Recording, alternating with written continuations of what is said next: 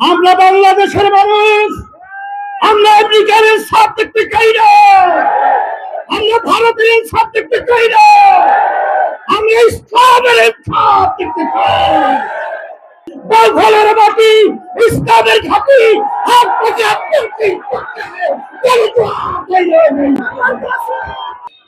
স্থানীয় নির্বাচন জাতীয় নির্বাচন এক নয়।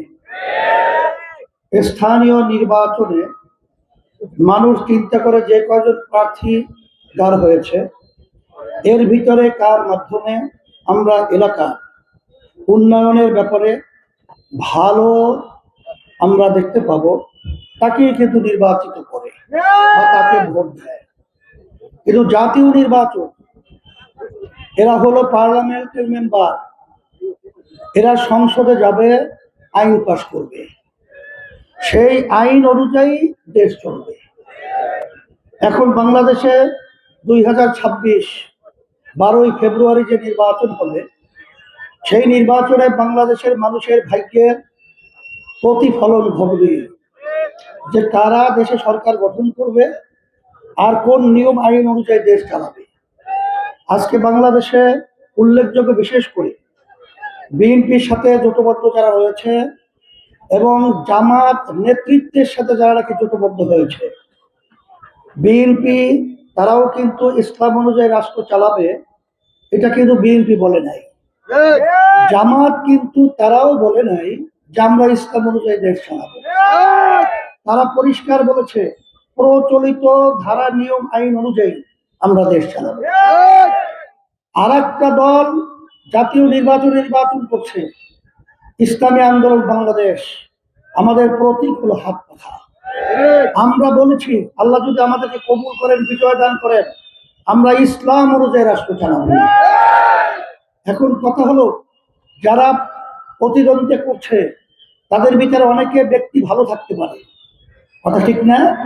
যে অমুক ব্যক্তি ভালো, এখানে ব্যক্তি ভালো কিন্তু বিবেচনা নয়, ব্যক্তি কোন নিয়ম নিয়ে আসছে এইটা হলো আমাদের বিবেচনা।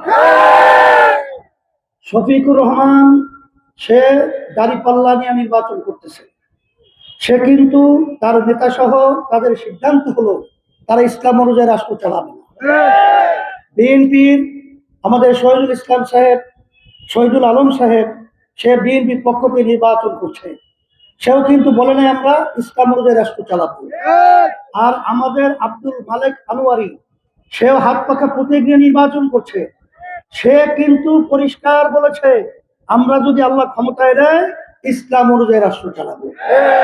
এর কারণও রয়েছে, কারণ এই 54 বছর দেশ স্বাধীন হলো, যেই নীতি আদর্শের মাধ্যমে দেশ চলেছিল, আমরাই সুন্দর দেশটাকে এদের পরিচালনায় এই আইনের মাধ্যমের কারণেই, এই আদর্শের কারণে আমাদের দেশটা 5 বার দুর্নীতির দিক থেকে, চোরের দিক থেকে তামাম দুনিয়া ফাঁস হয়েছে। এদের পরিচালনায় এই দেশের ভিতরে হাজার হাজার মায়ের সন্তানগুলো কোল হারা হয়েছে। এদের পরিচালনায়, এই আইনের কারণেই এই দেশ থেকে টাকাগুলো বিদেশে পাচার হয়ে বেগম পাড়া তৈরি হয়েছে। এদের এই আইনের কারণেই এই দেশে বসে অন্য দেশের প্রেসক্রিপশন অনুযায়ী দেশ পরিচালনা করেছে। এখন 5ই আগস্ট 2026 যখন দেশ অভ্যুত্থান হলো, ইসলামের পক্ষে সুন্দর পরিবেশ তৈরি হলো, আমি আল্লাহর খাস মেহরবানি আপনাদের দোয়ায় আমরা চেয়েছিলাম এই দেশটাকে একটা স্বর্ণ দেশ তৈরি করব, ইসলামের পক্ষের অবস্থানকে মজবুত করব। কিন্তু স্বার্থন্বেষী মহল আজকে যারা গাড়ি পাল্লা নিয়ে আসছে, তারা বললে কি ন্যায়ের প্রতীক, ইনসাফের প্রতীক, কথা ঠিক না? হ্যাঁ, কোন ইনসাফ? এখন তো দাড়ি পাল্লার 2টা পাল্লা দেখি। পাল্লা কয়টা? পাল্লা কয়টা? এক পাল্লার ভিতরে দেখি গোপনে আমেরিকা, আর এক পাল্লা দেখি গোপনে ভারত। আমরা বাংলাদেশের মানুষ, আমরা আমেরিকার সাথ দেখতে চাই না, আমরা ভারতের সাথ দেখতে চাই না, আমরা ইসলামের সাথ দেখতে চাই।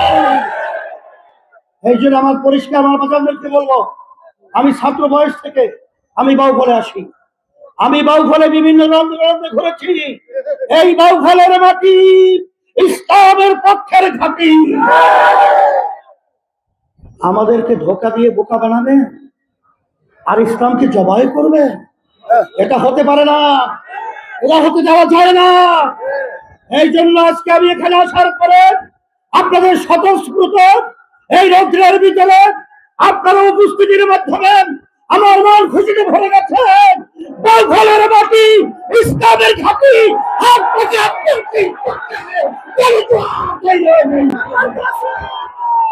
এই হিসাবে আমি সকলকে বলবো, কথা বেশি লম্বা না করে সংক্ষেপ, আমরা অত উন্নয়নের ফুল ঝুরি বলতে পারবো না, তবে আমরা দেখেছি যখন আওয়ামী লীগ ক্ষমতায় আসে বিএনপি ঘর ছেড়ে পালায়, যখন বিএনপি ক্ষমতায় আছে আওয়ামী লীগ ঘর ছেড়ে পালায়।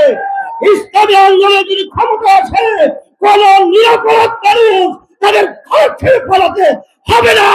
এই জমিনের মধ্যে মুখ খুলে রাখতে পারবে এই জন্য আমি সকলকে আহ্বান জানাবো, আসেন আজকে